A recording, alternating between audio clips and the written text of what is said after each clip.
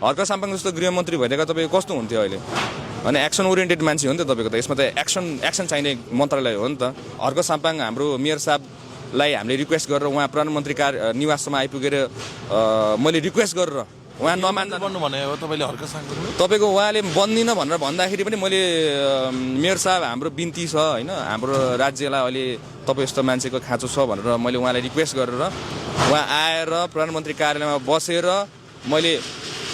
mayor साहब चाहिँ खासमा प्रधानमन्त्रीको दावेदार हो तर उहाँ चाहिँ अहिले राज्यलाई न्याय दिनुको लागि गृहमन्त्रीमा भयो भने बस्दिन्छु भनेर भन्नुभएको छ भनेर मेयर साहबलाई मैले कन्भिन्स गरेर उहाँलाई हुन्छ नि त भाइ तपाईँको रिक्वेस्ट रहेछ अब राज्य त सबैको जिम्मेवारी हो भनेर उहाँले भन्नुभएको थियो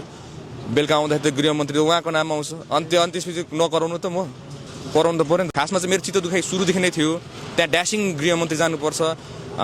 हर्क साम्पाङ हाम्रो मेयर साहबलाई हामीले रिक्वेस्ट गरेर उहाँ प्रधानमन्त्री निवाससम्म आइपुगेर